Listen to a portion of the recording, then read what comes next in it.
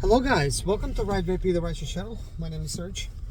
I'm leaving work today and I have something, I guess, interesting to tell you. At least it's interesting to me. First thing I would like to mention is I need to consider myself extremely lucky that I'm actually able to work as a line tech, basically like as a service technician. And why is that? Well, today, me and the shop foreman had a small talk while we were working on something, and he says, normally when somebody starts out, he told me they basically become a loop tech.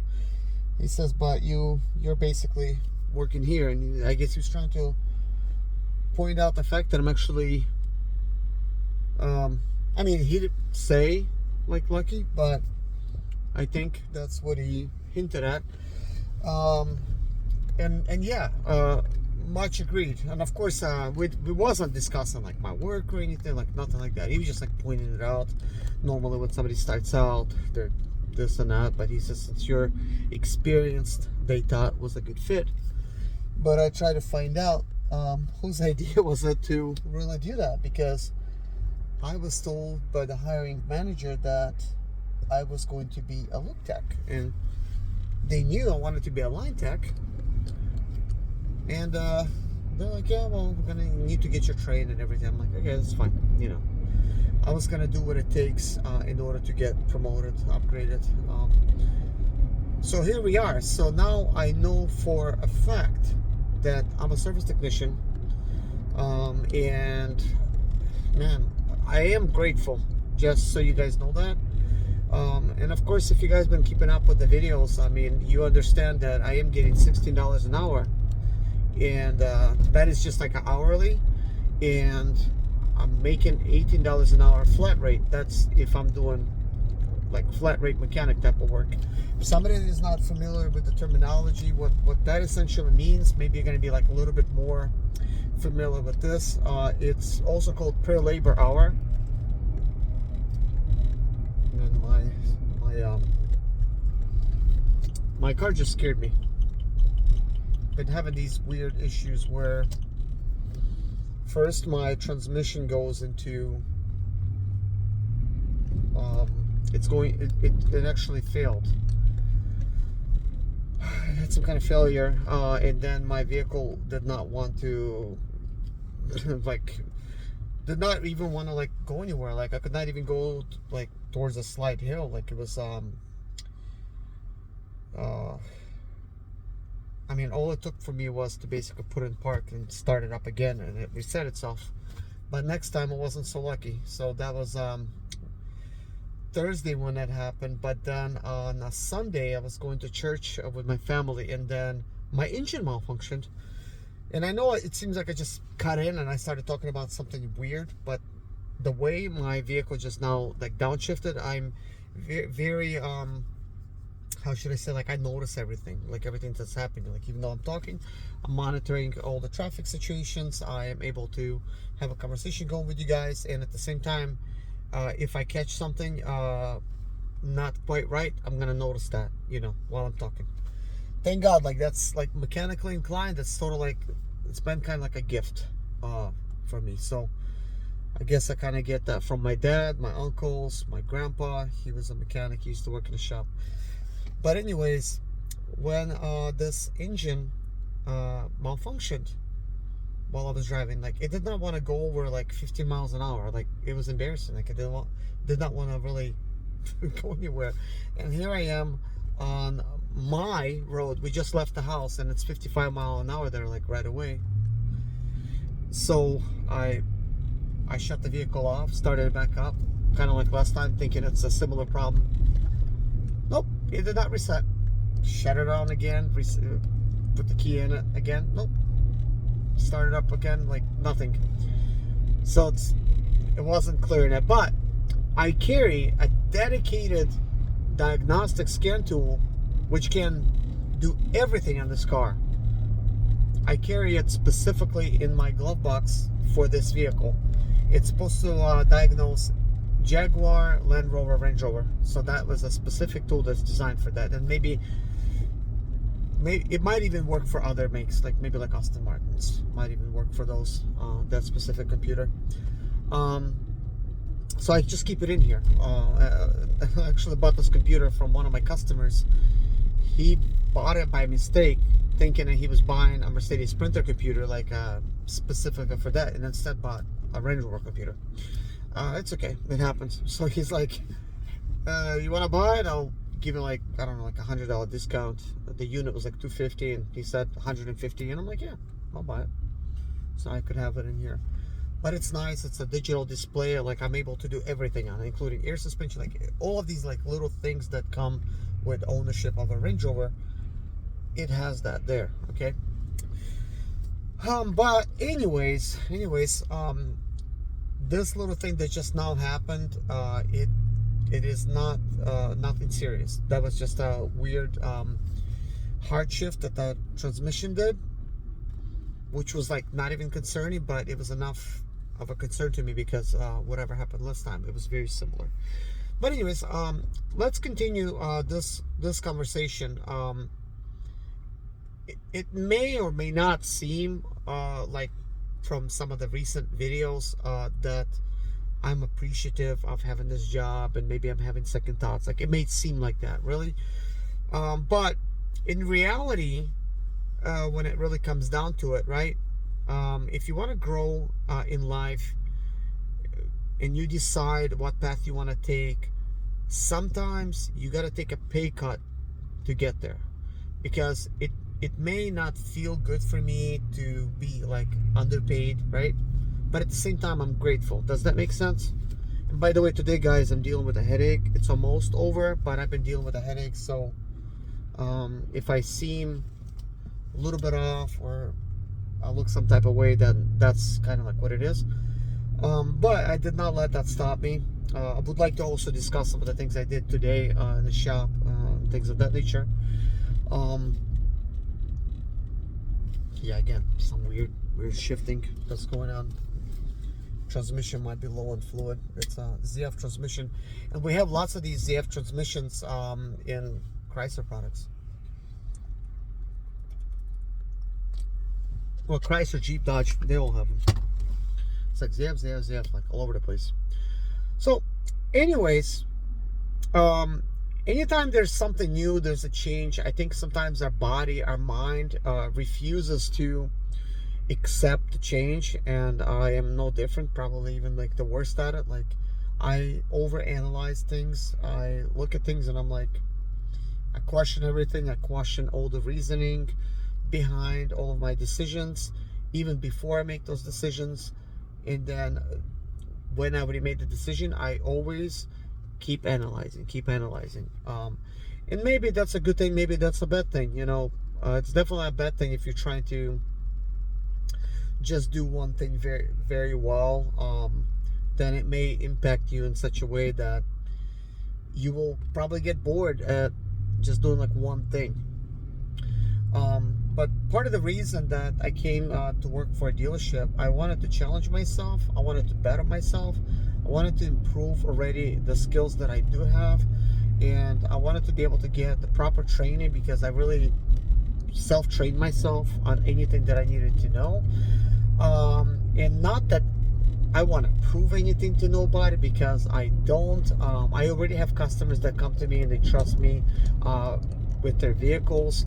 It's just, even though every vehicle is challenging, and you know, I get challenged a lot when it comes to repairing stuff, I just think sometimes it's important to challenge myself further, to really, you know, like kind of like beat myself up a little bit, to where when something little comes in, like, I mean, it might not be a little, but because you've been doing it for so long, it will seem like a little task, but it might be like a big task in somebody else's eyes. But with that being said, guys, I do want to talk a little bit about the $60 pay. One of my viewers said, like, wow, like, that's, you know, I mean, not exact words, but something like along the lines of like, that is kind of like messed up to be able to like turn wrenches and to make only $60 an hour. Definitely I agree with that. But with that being said, when this price was introduced to me, they said I was going to be loop tech, okay, and that's what loop techs make when they start out, and I'm no different. So like, they were like, yeah, we, they don't know like what I'm capable of, right? Kind of weird downshift again, weird downshift. Yeah, I didn't like that, but seems like I'm still doing fine. I do have to stop and get some fuel while I'm at it. I have like 79 miles left over.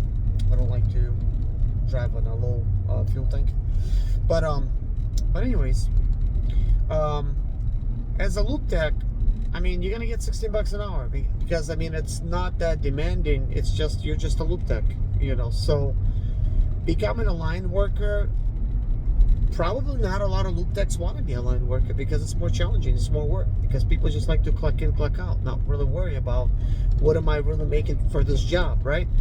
But I much rather be a line tech, which is a service technician, and work on brand new vehicles, work with vehicles with these different problems, do warranty work. People hate warranty work, but I don't care. I'm gonna do it.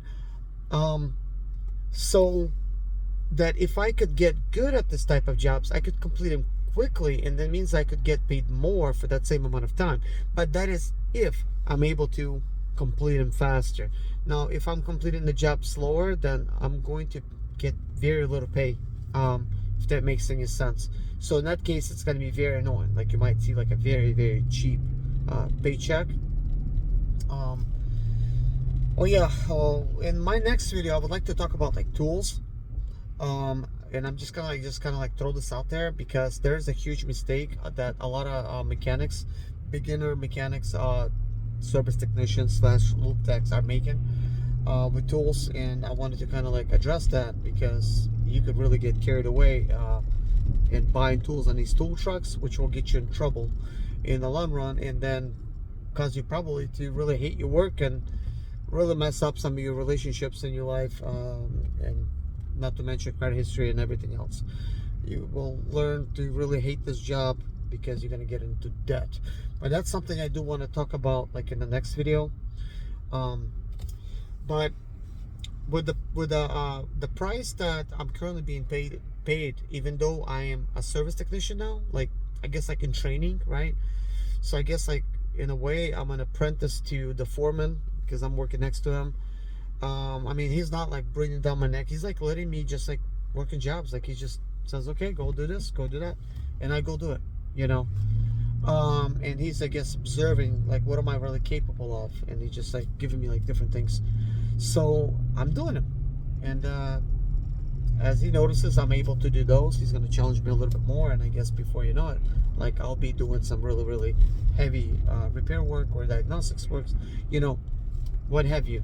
And also at the same time I am going through their training, which is right now web-based training. There's also Zoom calls type of trainings, and if you don't show up for those, it's a $300 fine. So I think the dealership pays that if you don't show up, which they would probably hate to do. And if I guess you're not showing up, signing up for stuff that you don't show up for, even though it's a web-based, they're probably not gonna like that. Or they'll pay that fine one time, maybe give you like a warning. If they have to do it again, maybe they'll let you go. I don't know, but nobody talked to me about that at all.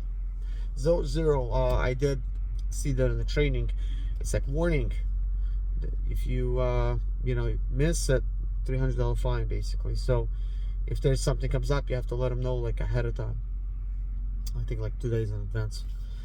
But anyways, with that being said, guys, do not feel too bad for me for making $16 an hour, even though it kind of sucks, right? Because it's kind of low, but at the same time, it's on par with what I'm making at Lyft and Uber after the expenses, right? But at the same time, I mean, they're paying me for being a loop tech, so I'm considered lucky to actually be with my own, like, to be on the lift, like my own toolbox. I got like my own tools in it. Like, I am lucky that I'm already like working on the bay. So I guess like once I prove myself and I will show that I'm worthy, and they I mean, they already hired me as a service technician. They will then see that my pay doesn't really match my quality of work or my qualifications, and also especially if I got a lot of these trainings out of the way. I mean, I'm just saying this like about this stuff, like nobody's telling me about this stuff, but it's obvious, it's common sense. So if there's certain training you got to get out of the way and you do complete it, that's going to be noticeable. Like right now I'm working on my very first type of training. I mean, it's called orientation. It's almost kind of like level 0 type of stuff. So imagine I complete the level 0, which is essential, then I complete the level 1, 2, 3, and then let's say I do it like somehow like before my 90 days, right? Complete all that training. They're gonna be like, this guy's serious. Like, we can't pay him $16 an hour. Like, I mean, that's just like my regular hourly, but like my flat rate is 18. They're gonna bump me up. But whatever they bump me up to, I'll keep you guys posted. In the beginning, I wasn't really gonna do that, but I kind of thought like, look, it's more beneficial to really share these type of numbers. By no means to complain about what I'm getting paid. By no means. It's to, you know, make everyone here to be aware what kind of pay to expect if you are gonna, you know, become like a service technician, stuff like that. I think what has helped me is I am 42 years old. I've been around cars like all my life. I mean, I didn't tell them like none of this backstory. I just showed them my channel and like what I do, and you could like scroll to the videos and you could see like this guy's pulling engines, transmissions, taking stuff apart. Like, I mean, they're thinking like, okay, well, hire us a loop tech so we could pay you less, but we want to see what you're capable of, you know, kind of like that. So I think I will get a raise once I've been there long enough. I mean, it's only fair, right, to see like what am I like, you know. But at the same time, I'm also testing them. You know, they're you know, this company is also I guess like I'm paying attention. Okay, are they treating me fair? Like all of these different things, because there's lots of politics that's dealerships and stuff that you got to deal with, and I don't know what the politics is like right now. Like, I don't know like what it's like. I mean, all I can tell right now is there's some good people there, you know. So the ones that count. So like, there's no issues. So that is good. And already there's like so many positives that's outweighing any negatives, if there is any. I guess one negative would be like getting paid low, but like, hey, what can you expect? Technically brand new to this type of job, you know, not new to this type of work, but brand new to being a service technician. But I think with the way I've been treated so far, that like somebody there, okay, somebody there got some common sense, and they're looking and they're like, I mean, this guy might work out being a line tech. Let's just place him there and see how well he does. I mean, they can't really lose. I can't lose. They can't lose, you know. So it's a win-win situation. I mean, they're still throwing me like oil changes jobs and stuff. You know, that's what they started me out as. So like, in a way, similar type of work, and where the foreman can observe like what I'm doing. I mean, he may be observing it like from the sidelines, right? But like, he's letting me do my own work. And so anyways, with that being said, today basically I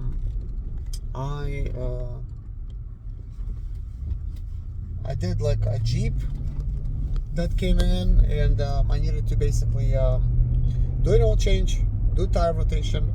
I used the tire balancing machine myself. It was really easy to do, and you got to put those weights in there. So that was actually a really easy machine to use. Same thing for like the tire machine I used yesterday. That was easy because I did a tire rotation. We put on tires. Well, I had to put on tires, brand new tires, and remove the old tires using a tire machine. But I guess maybe they don't want to throw too much at me. And the shop foreman balanced all the tires. I'm like, oh, I wanted to learn that. He's like, oh, it's okay, this is easy. Because he was doing that as I was changing tires. He's like, oh, that's the easy part. Oh yeah, it was the easy part. But either way, none of this stuff is complicated to me. As a matter of fact, he told me, he's like, the stuff with the computers and stuff, with all that information, is like, this stuff is going to be in your training that I haven't done yet. He says it took me months to learn his systems, and he's noticing like I'm already using them. I'm like, I already know. He's like, you're actually doing really good. So like, this is probably like why he pointed this out. Like, he says, you're actually good. You're obviously good with computers, you know. He said, it's just, there's a lot of different software that I have to learn, you know. Some of it, it's like web-based, some of it is like app-based, some of it's like internal, some of the stuff I could plug in, you know, externally. And there's all these different trainings and stuff, and I'm keeping up, you know. I'm tired, like I'm leaving right now tired. My head was hurting pretty much most of the day, plus I was in class for, like till 11, no, till 12, like almost, well, till like 12:30 I was in class. And after that I did a Jeep, finished that, and but there was like a lot of stuff to do on it, like, because it's not just an oil change and tire rotation, tire balancing, but you gotta look over everything and check everything, make sure it checks out. But I'm trying to get better, I'm trying to get faster, even though I'm in a hybrid model, so I'll get paid no matter what my hourly. And if I am making like if I am like basically like fixing cars, because it's a hybrid model, they're paying me flat rate for those jobs at 18. So that's kind of like also good. But catching on pretty quick, which is good. It's just I think the first maybe 90 days, it's gonna be probably like the most challenging. Like, first of all, my body's going to get, it's going to need to get used to me just doing like hard labor. I mean, is it considered hard labor? You know, like a whole entire day. I mean, this is not easy. Like, I mean, driving, it's only like mental, but I'm doing stuff that's mental and physical at the same time, so it's a little bit how should I say, like, it's not challenging, but like it's a lot harder. You get more tired, if that makes any sense, faster. So I gotta get used to that. But yeah, another job I got right now, it's a warranty job. I gotta replace the 2 headlights, and what they want to see me do is be able to access the systems and to be able to get all the information like on how to repair it. Make sure I know how to get repair information, get all the warranty information, because there's certain things you got to watch out for. And he definitely wants me to use that stuff. Like, even if I would know it, like, he would want me to still do that. But anyways, this video has came to an end. I'm gonna record another video when it has to do with tools. I recently purchased a lot of tools, and I definitely have some stuff to say when it comes to that, and give you guys some recommendations if you guys are going to be getting into this type of industry. And also after the tool video, like, I want to do like sort of like my toolbox tour and show you guys what toolbox I have and what tools I have inside.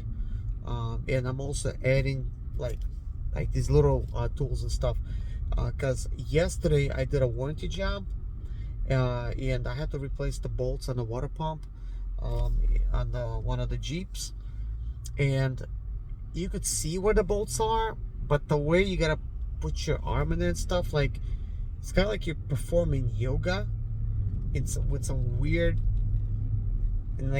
positions. You have to, you know, get in there. But that's not only that, you have to have the proper tool to even get in there. As a matter of fact, like, a normal socket's not gonna fit there.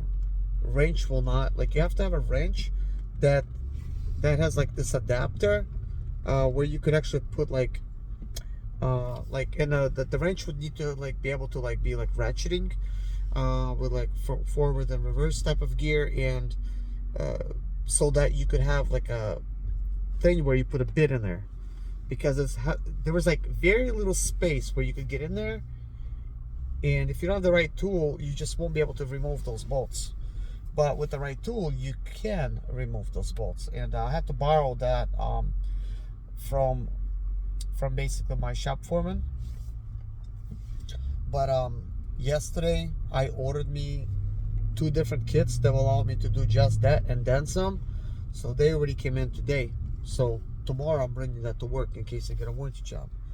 I'm gonna finish out the headlights, because I got this job like right before we had to go, so I've removed the bumper and grill already. So now I just gotta do the headlights on the vehicle. They're basically getting water inside.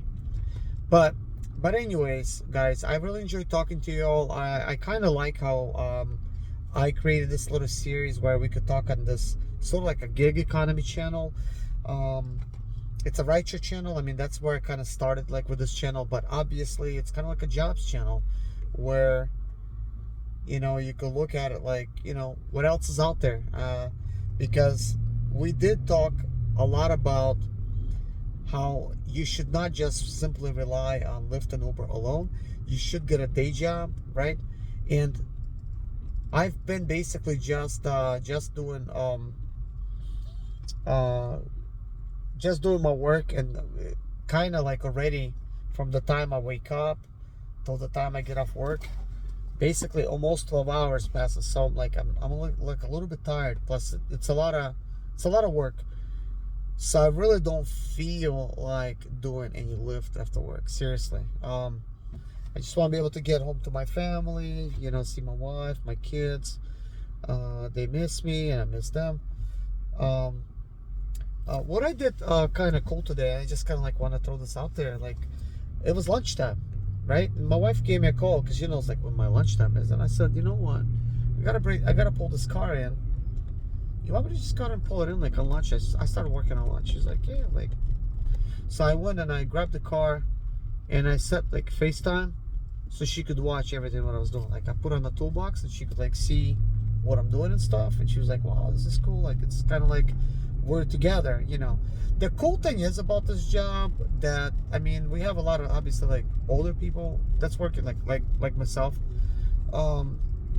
Like for the service tax, because mainly they're like flat rate, right? Nobody's really breathing down your neck as far as like, oh, you know, you can't talk on the phone, because look, if you don't make your time, you're just not gonna get paid. So you got to be responsible. So you have to be in this mindset where it's kind of like your little business. If you're working fast, you're making more money. If not, you're making less. I guess like the biggest problem, like with well, 2 biggest problems when it comes to working flat rate. If your shop is not busy and you don't have enough vehicles to work on, you're just gonna sit around. You're not gonna make any money. But a second downfall is if you are flat rate and you're just a slow worker, you're not gonna get paid that well. Like you're just gonna be like, I mean, you're still getting paid that same amount, but let's say a job pays for 3 hours and you're doing it in 6. I mean, think about it, you're gonna make twice as less money. So it teaches you kind of like to hustle. When if you're just hourly, maybe you're like, well, I'm hourly, why should I hustle? Let me just replace these tires all day, you know, this one vehicle, or do it oil change all day, you know, whatever. I don't know how somebody would do it. But I'm not that type of person that just clocks in and clocks out and just tries to get by. I'm just here for the knowledge. Like I want to be able to get in there and actually improve how fast I'm doing things. Even though I'm still technically hourly, I'll get paid no matter what. Like I'm like literally timing myself, and I'm making sure that I can meet or exceed the time that it takes to do that job. But anyways, guys, with that being said, thank you so much for watching. Take care of yourself, guys. Please stay safe out there. I'll see you guys in the next video. Bye-bye.